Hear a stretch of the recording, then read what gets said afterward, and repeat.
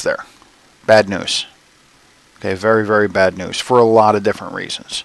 Not just because of retreating blade stall. But you can run into retreating blade stall before you get that far.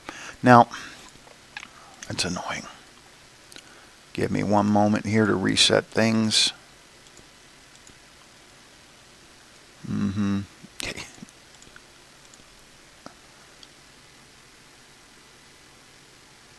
Yep, that's good. That's good. Always a good idea to have your rotor brake on. There we go. Okay, maybe not when you're trying to fly. Anyhow, so now we have gone over settling with power, LTE, and retreating blade stall. Those are the three biggest things you need to know that are going to really mess with your ability to handle a helicopter. Now, they're probably not modeled exactly right in the Bell 429 and X-Plane. I can tell you that they were modeled in the Dodo Sim that we used for training and hover control. That was a payware aircraft that was specifically designed for that training, and it was reviewed, and it had to get past a guy who had 20,000 hours in a 206B3. Yeah, he was an instructor and flew tourists. So the guy had a ridiculous amount of time in the air, and we didn't use the aircraft until he said it was right. So once he said it was right, we all just got down on our knees, bowed down, and said, I believe. Anyhow, maybe at some point we will get an aircraft like that in X-Plane. I don't know. So the 429. Why the 429? Well, she is the most mild-mannered of all the helicopters we're getting in X-Plane. The Bell Jet Ranger. Unbelievably twitchy. If you have felt like flying it is absolutely impossible, I think you're right. The R-22, not much better. The Mi-8, it worked for me in X-Plane 10. I can't seem to get it to work right. I can't get the engines to respond correctly, so I can take off.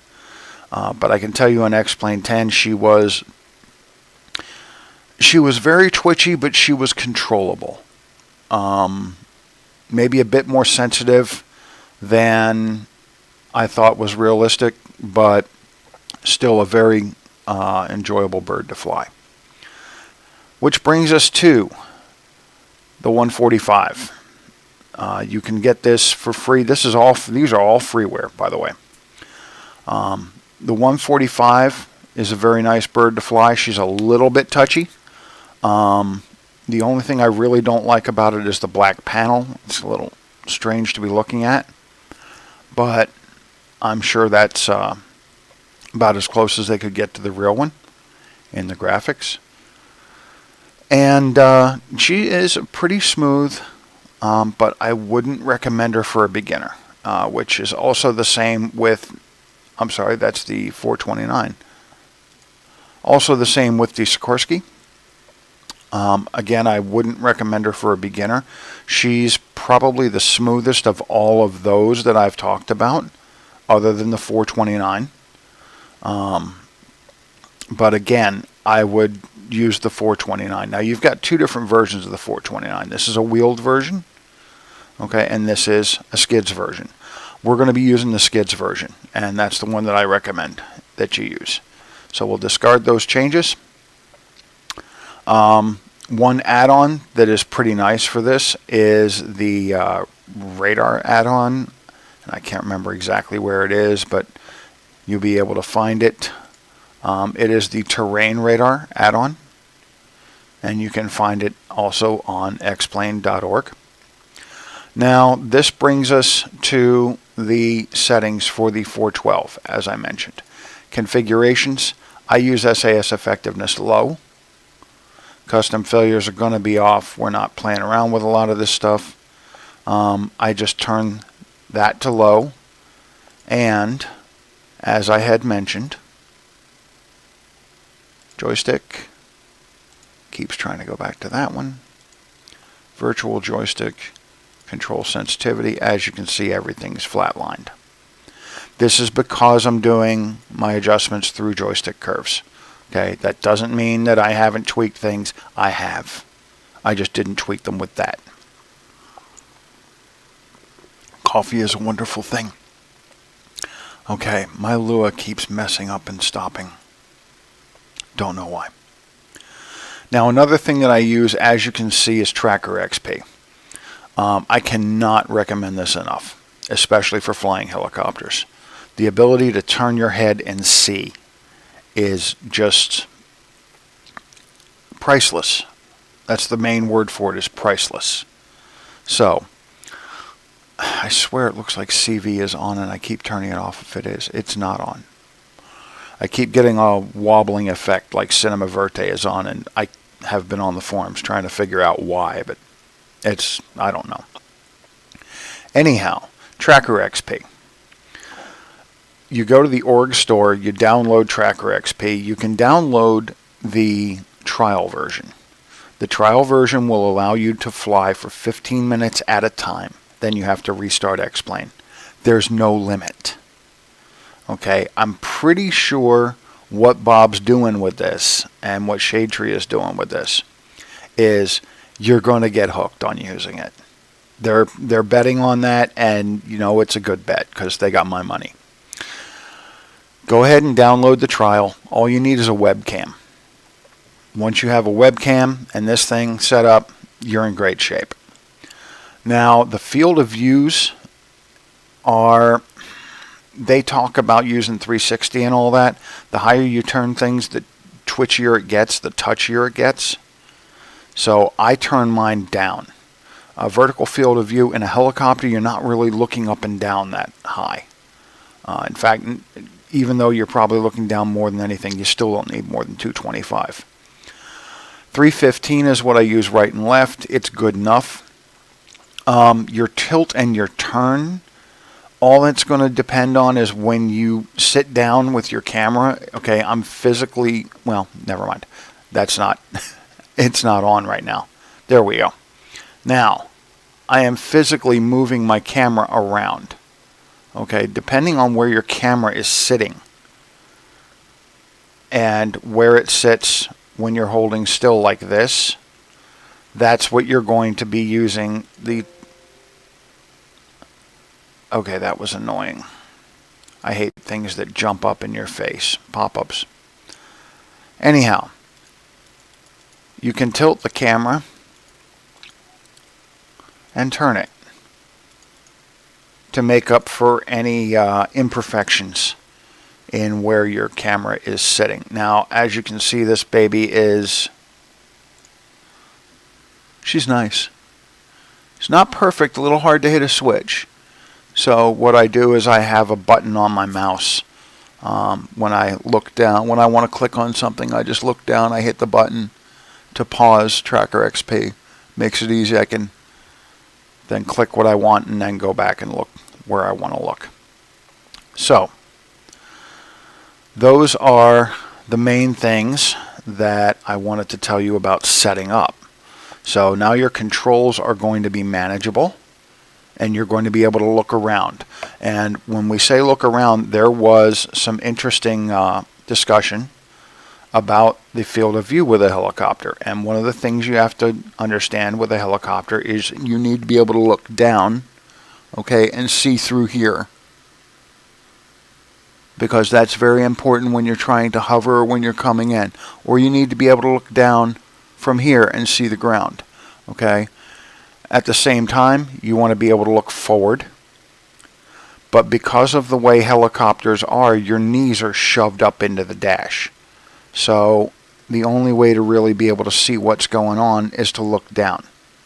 You can't really have the console visible and still be able to see forward the way that you need to. You can find something that might be a happy medium, especially if you back your FOV up, but I don't really prefer to do that myself. Speaking of FOV, a lot of people probably run more than I do. I'm running 65 right now. We can bump her up to 75. that's not bad at all. So again, we can glance down, glance up, look all over the place. Okay, 429. Let's get her lit up. First thing to know about this is that if you're using Tracker XP, it makes your life a whole lot easier to just hit Shift 9. Use the right hand button on your mouse to look around, because you're going to be hitting a lot of switches and trying to look in very specific places. After we're fired up, I'll worry about Tracker XP. So,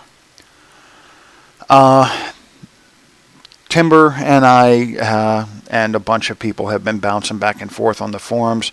He looked at my startup procedure and liked it, even though it varies a bit from his.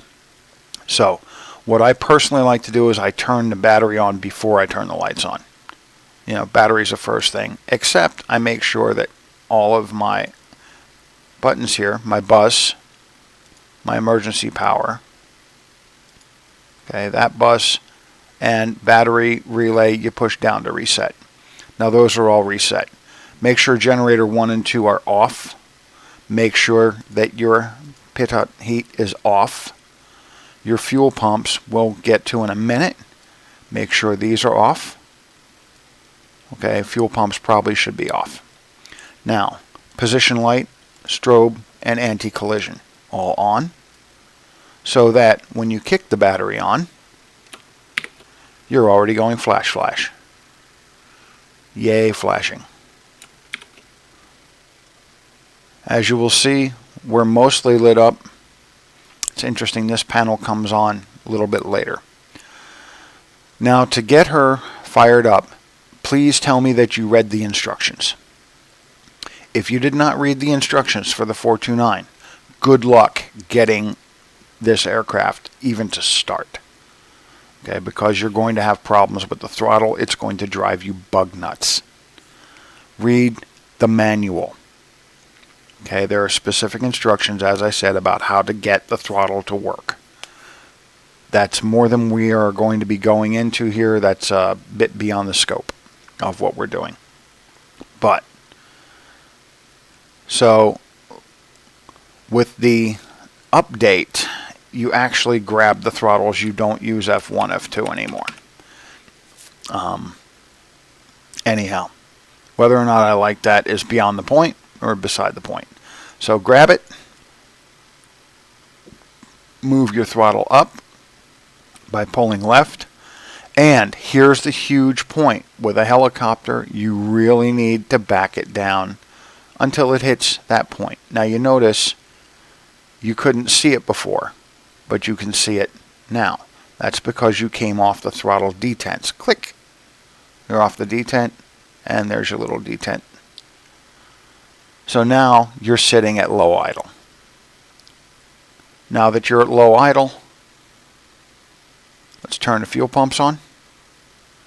Okay, make sure your generators are off and that your pitot heat is off. Those things will drag on a starter badly in real life, and we may as well build some good habits, because Timber keeps building more and more details into this aircraft, and sooner or later you may burn out a starter if you have your generators engaged while you try to start the aircraft, or you may run down your battery if you have your pitot heat on. Hint, hint. Yeah, that may be coming. Don't know.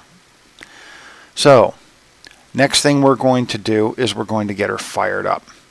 Now, there's one important thing. What did I do earlier? Oh yeah. Probably want to take the rotor brake off. That would be a bad thing to have running, which should never be applied above 40% rotor RPM, which is that little yellow thing right there you will see later. Okay, this is one of the easiest helicopters there ever is to fire up. The Dodo Sim 206B3. If you screw this up when you crack your fuel, and you have to be holding the starter, and if you do it wrong, you explode the aircraft and bad things happen. This baby, you turn it on, you click it. That's really it. You know. So, and there she goes. Watch the blades go around.